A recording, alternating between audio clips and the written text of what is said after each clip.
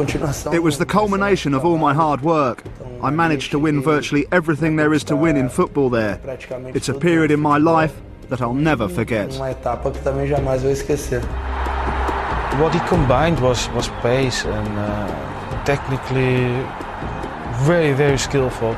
He was able to control the ball and at the same time leave 1 or 2 or 3 opponents behind and do wonderful things.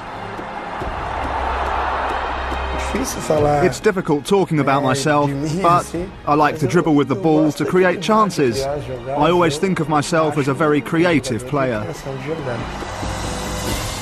I don't have to talk about the things he can do with a ball. He's got incredible vision. He picks out his pass before the ball has even reached him. I know very few players who can do that.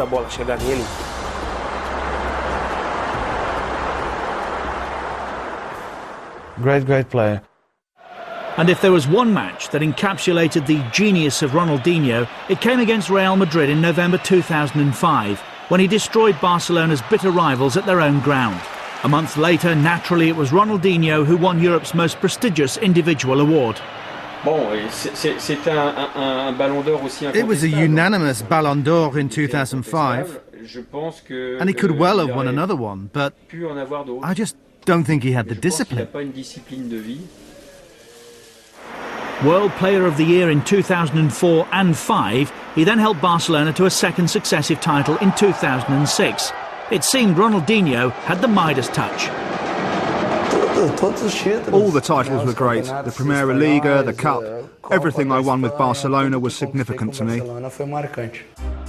There was one trophy that Ronaldinho and Barcelona still craved, the Champions League. But 2005-06 was to change all that, as the Brazilian inspired his team to play some of the best football Europe has ever seen. I think that was a great period in football. He revolutionised the game, because since then, more and more technical players have been emerging. And we have so many great players today, dribbling and playing in an artistic way. Barcelona faced Arsenal in the 2006 Champions League final. Despite going a goal down early on, they came back to win 2-1 and seal a memorable year with a memorable triumph. Ronaldinho in particular was the hero of Catalonia. He was treated like a king in Barcelona for 2 years. And that's everything an artist could wish for.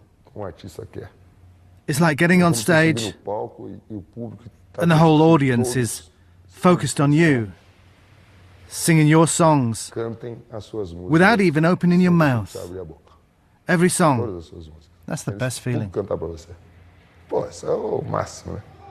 Ronaldinho struggled to replicate his club form for his country. The 2006 World Cup should have been Ronaldinho's chance to shine. But while he was the undisputed king at Barcelona, with Brazil, he had to settle for a supporting role amongst a lineup of stars.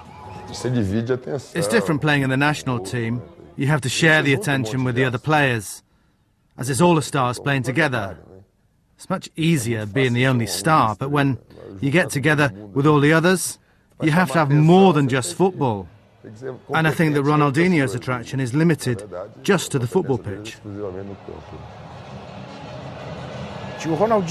Ronaldinho wasn't born to be the main player in a team.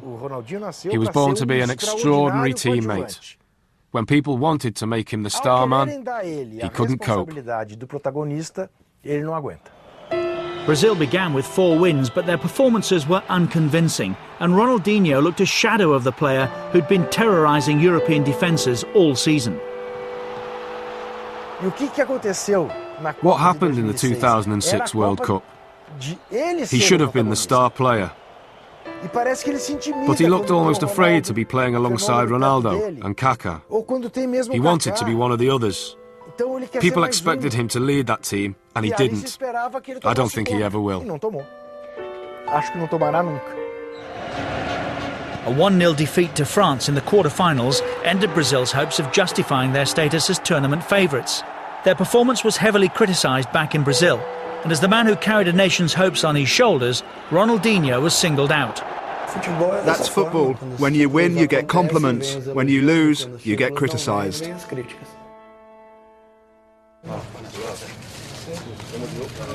Back at Barcelona, Ronaldinho, the superstar footballer, suddenly appeared far less invincible, more human.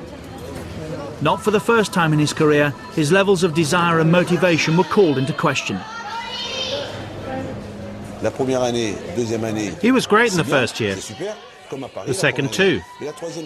But in the third and fourth years, it was the same story as in Paris. Rijkaard couldn't get him to play. Frank Rijkaard had the same problem as I had in Paris with Ronaldinho. You can't always say it's my fault or Rijkaard's fault. Overall, I didn't have too many problems with Ronaldinho because he was a great guy, worked really well, and had a good relationship with his teammates. Only the last seasons, it was getting downwards, and yeah, he performed less. Ronaldinho was still a hugely marketable figure, but perhaps he'd begun to embrace that celebrity culture a little too much, and many feared that his lifestyle was not helping his football. This is what I'm talking about when I say he's become like a pop star or a marketing tool. He's thinking more about the adverts he does, thinking, I need to do what I do in the adverts on the pitch. It's confusing. You end up confusing the two roles. With a new generation coming through at Barcelona, Ronaldinho found himself increasingly isolated and sometimes even on the sidelines. It became obvious that he needed a fresh challenge to revive his career. The only thing that surprised me once in a while is when he didn't have quite his day, his level could drop enormously. And if you think about that, you can say immediately that he is really a very sensitive guy. I think that's important for some guys, that they feel that they are loved and liked and appreciated.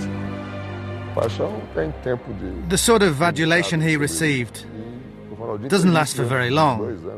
Ronaldinho had it for about 2 years. Now he's in that needy phase. He lost the love, so he lost everything. That's the passion that he's trying to evoke once more at Milan. It's been a promising start to his career in Italy, and who knows, Ronaldinho may be able to reach the top once again. We're already seeing the Ronaldinho that we're used to seeing. The Ronaldinho who does his dribbles or impossible tricks. And I do believe he'll get back to that level. His performances with Milan led to a recall to the Brazilian side too. Now a veteran of the national side, it's hoped his enthusiasm for the game can rub off on Brazil's latest generation of talented players. I think there are a few players out there who love playing football quite like he does. He enjoys it more than anyone. He wants to play again and again. The guy just loves football. It's this passion for the game combined with his extraordinary ability that makes every fan the world over hope to see him recapture that form of his Barcelona days. Ronaldinho, a troubled genius perhaps, but still the greatest Brazilian player of his generation.